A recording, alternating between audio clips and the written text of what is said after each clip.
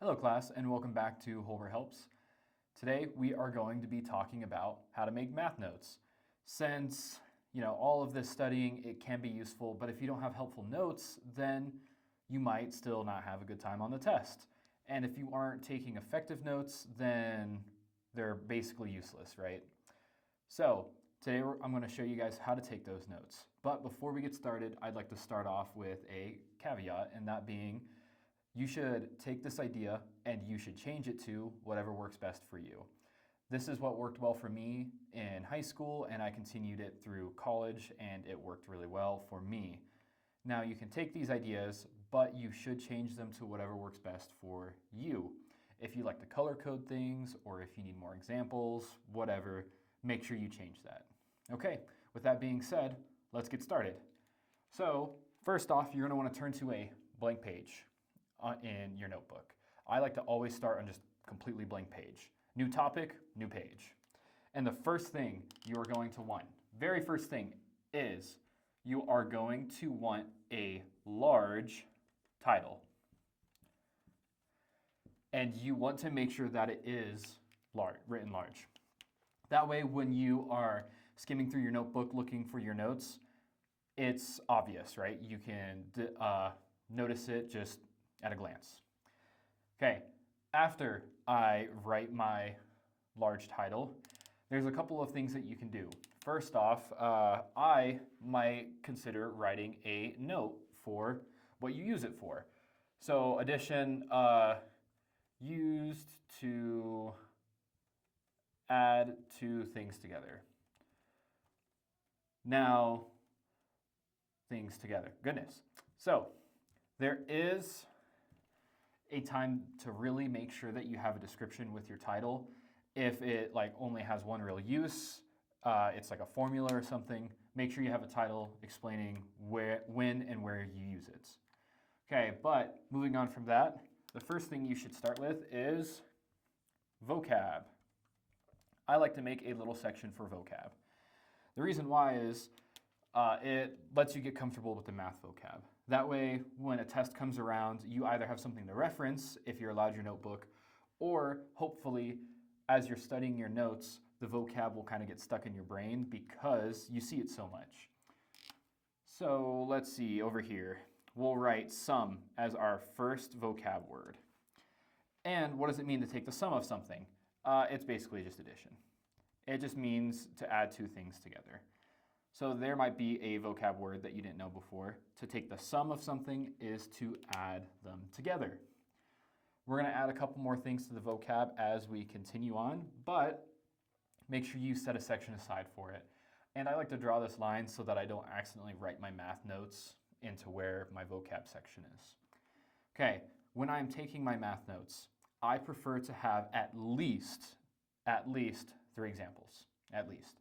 And they should get harder the further along you go in the examples. So you can start with a basic one and then build up to a harder one. So let's start off with something simple. We'll do 3 plus 4 minus 7, plus 17. And what does that equal? Oh, excuse me, and I forgot to write, well, this is my example number 1. Make sure you label your examples. That way you know where they are, where they begin, and where they end. Okay, so now when it comes to solving these examples, you need to do every single step. Do not skip anything. And the reason why is right now you might be looking at this like, whatever, it's just simple addition. I'll just go through it, no problem. But future you might be staring at it and wondering, where the heck did I get these things from? So we're going to do this step by step, no shortcuts. Okay, let's start over here. 3 plus 4 is 7. So 3 plus 4 is 7. So now our new equation is going to be 7 minus 7 plus 17. Okay, next, 7 minus 7 is 0. So I'm going to write 0 here. And our new equation is 0 plus 17. I'm not even going to skip this part.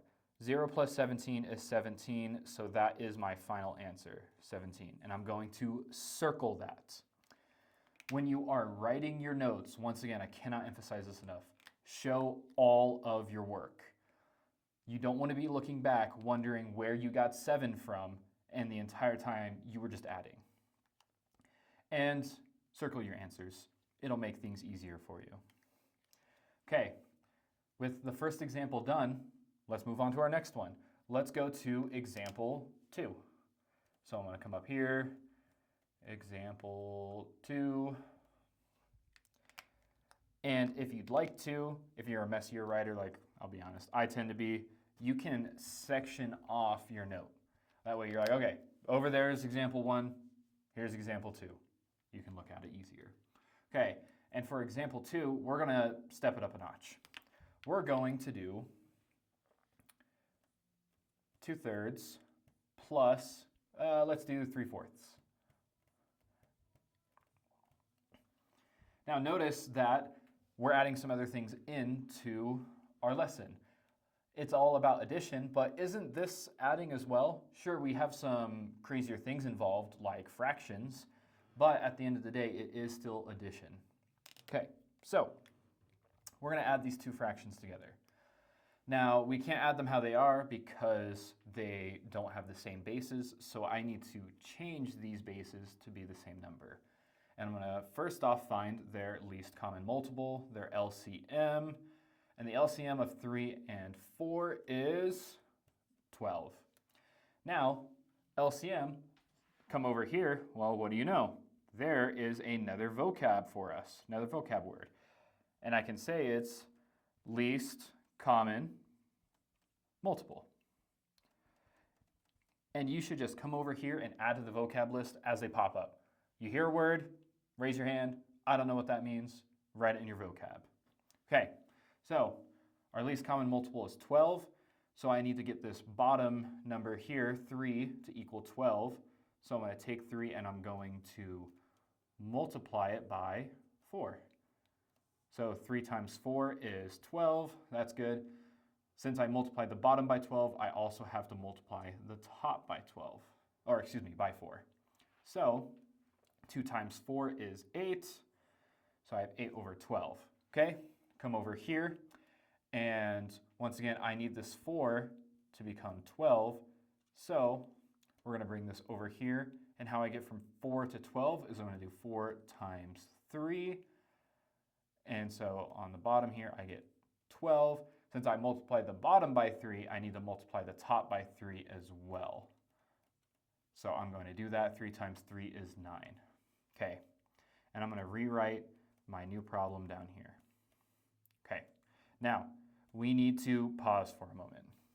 The reason why we need to pause is for a couple of things. First off, if you're not sure how to add fractions and I'm going a little fast, that's because this video is not about adding fractions. If you need some help with fractions, I do have a video completely dedicated to that. Feel free to go and watch that.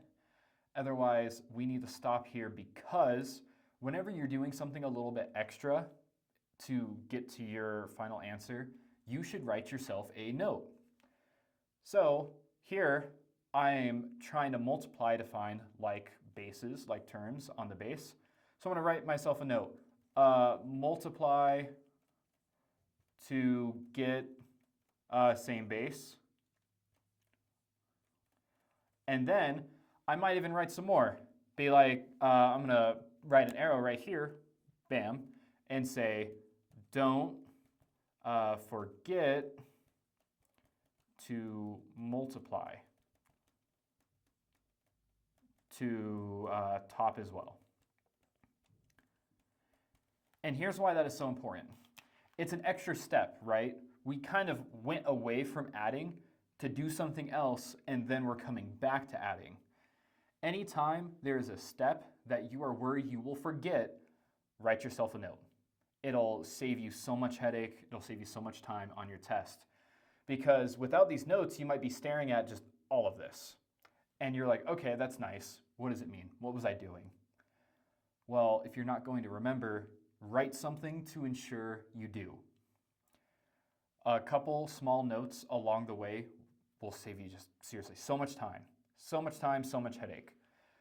And they should always be short though. You don't want like a full paragraph. It should be something short like this, like, hey, don't forget to multiply my top number as well since I multiplied the bottom. Leave it at that. You don't need a full explanation. You'll get the practice later, just a reminder.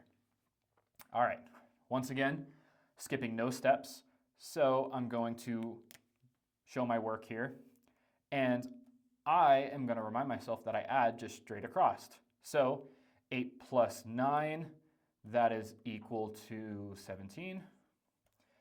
And as a reminder, when we are adding fractions together, we don't add the base or the denominator. So our final answer is 17/12 for our second example. Okay, now I have that done and I wrote myself these notes. Once again, don't forget to circle your answer. Okay, but that's only 2 examples, right?